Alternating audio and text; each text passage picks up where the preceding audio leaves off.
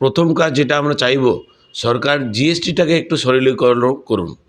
GST নিয়ে সাধারণ ছোট ব্যবসায়ীদের খুব অসুবিধা হচ্ছে। যেভাবে বেড়ে চলছে তাতে কিন্তু মানে সমাজের এবং ব্যবসায়ীদের পক্ষে ভীষণ অসুবিধা হচ্ছে। চেষ্টা করছি যে জিএসটিতে কিছু রিফর্মস আরও দরকার আছে, যেমন ইউনিফর্ম রেট, ট্যাক্স রেট। এখন কি আছে না, আলাদা আলাদা ট্যাক্স রেট আছে। গভর্নমেন্টকে জিএসটি নিয়ে একটু চিন্তা ভাবনা করা উচিত, কারণ জিএসটিটা বর্তমানে একটা ভাইরাসের মতো ছড়িয়ে গেছে। আমরা কোনো একটা জিনিস কিনতে গেলেও জিএসটি, কোনো একটা দুধ, চাল, ঘি, আটা, কোনো কিছুর ওপর বাকি কিছু নেই। তো এই জিনিসটা নিয়ে সরকারের চিন্তা ভাবনা করা উচিত। আর মাস পয়লার বাজেট বক্তৃতা কেন্দ্রীয় অর্থমন্ত্রী নির্মলা সীতারামনের। সাধারণ মধ্যবিত্ত থেকে কৃষক সমাজ, এমনকি ক্ষুদ্র থেকে মাঝারি ব্যবসায়ী, ভিন্ন শ্রেণীর প্রত্যাশা ভিন্ন। জিএসটির ভারে প্রাণ ওষ্ঠাগত ক্ষুদ্র থেকে মাঝারি ব্যবসায়ীদের। জিএসটির কাঠামো সরলীকরণ এবং প্রত্যক্ষ পরোক্ষ করের বন্ধন থেকে ক্ষুদ্র মাঝারি শিল্পকে বাঁচাতে আবেদন ব্যবসায়ীদের। সুষ্ঠু ব্যবসা করতে অন্তরায় জিএসটি এবং অবিন্যস্ত কর কাঠামো, সিএনএ অভিযোগ তুললেন ব্যবসায়ীরা। একটা কথা আপনি বলুন তো, সকালবেলা ঘুম থেকে উঠে একটা খালি পেটে গ্যাসের ওষুধ খাবেন আর রাত্রিবেলা শুতে যাবেন একটা ঘুমের ওষুধ খেয়ে? সারাদিনের খাওয়া, সারাদিনের ওষুধ, জামা কাপড়, নিত্য প্রয়োজনীয় সব জিনিসের মধ্যে ট্যাক্স আর ট্যাক্স, ট্যাক্স, প্রত্যক্ষ ট্যাক্স, পরোক্ষ ট্যাক্স। মানুষ যাবে কোথায়? তবু আমরা প্রত্যেক বছরই আশা করি যে ব্যবসায়ীদের ব্যবসার পথ সুগম করার জন্য সরকার নিশ্চয়ই কিছু নির্দিষ্ট পন্থা অবলম্বন করবেন। তার মধ্যে আমাদের বিশেষভাবে প্রত্যাশা সেটা হচ্ছে জিএসটির সরলীকরণ। যেভাবে জিএসটির বিভিন্ন রকম রূপরেখা মাঝে মাঝে তৈরি হয় এবং মাঝে মাঝে পাল্টে যায়, তার ফলে সাধারণ যারা ব্যবসায়ী আছেন, যাদের পক্ষে নামি দামি অ্যাকাউন্টেন্ট রেখে ব্যবসা চালনা করা সম্ভব হয় না, দ্রব্যমূল্য বৃদ্ধির কথাটা না বললেই নয়, কারণ ওটা এমন একটা জায়গায় পৌঁছে গেছে যে যারা দৈনন্দিন জীবিকা নির্বাহ করেন তাদের ক্ষেত্রেও প্রচণ্ড সমস্যা তৈরি হয়ে গেছে। মূল্য বৃদ্ধি থেকে জিএসটির ভার প্রাণ ওষ্ঠাগত ক্ষুদ্র থেকে মাঝারি ব্যবসায়ীদেরও। দাম কমলে মানুষের ক্রয় ক্ষমতা বাড়বে, উৎপাদনশীলতা বাড়বে, পাল্লা দিয়ে কর্মসংস্থানও বাড়বে। সিএনএর সামনে অবস্থান ব্যাখ্যা ক্ষুদ্র থেকে মাঝারি ব্যবসায়ীদের।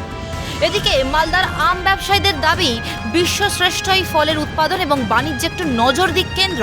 বহু বছর ধরেই সরকারি নজরে ব্রাত্য মালদার আম।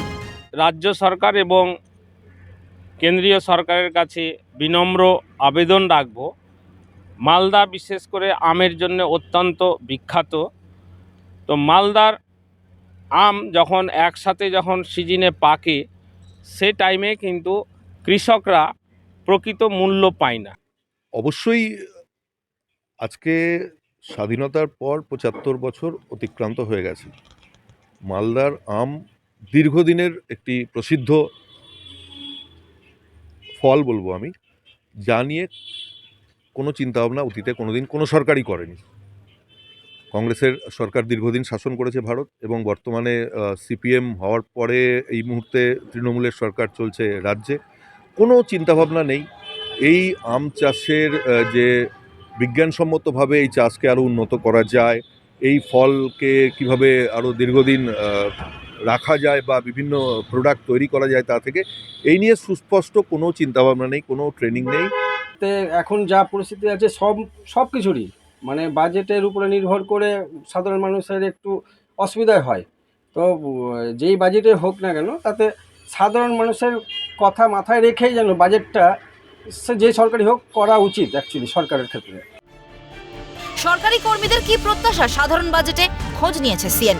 নিয়োগ বন্ধ থাকার কারণে কাজের চাপ বেড়েছে, একজনের হাতে একাধিক কাজ, করের বোঝাও অত্যাধিক। এই সমস্যা সমাধানে নজর দিক সরকার, দাবি উত্তরবঙ্গের এক সরকারি চাকরিজীবীর।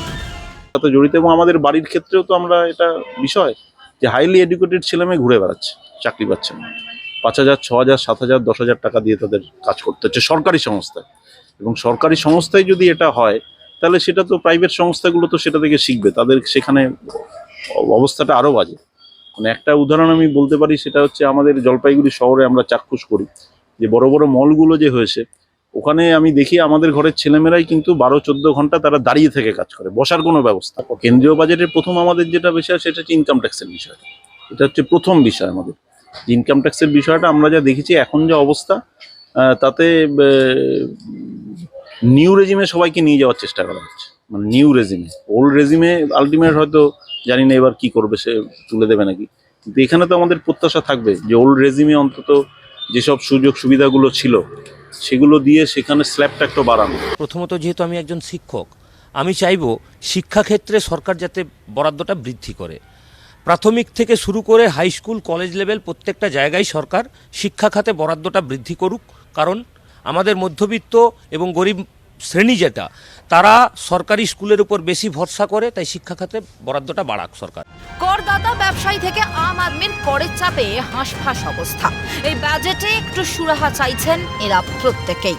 কোম্পানি করেছে, তারা 25% তাদের জন্য সেন্ট্রাল গভর্নমেন্ট বরাদ্দ করেছেন। হোয়ার ওয়াজ ধরুন আমি আমার এক বন্ধু পার্টনারশিপ ব্যবসা করব, তো আমাদের জন্য পার্টনারশিপ ব্যবসার জন্য সেই 25%-এর ট্যাক্সটা নিয়ে চলে গেছে 31%।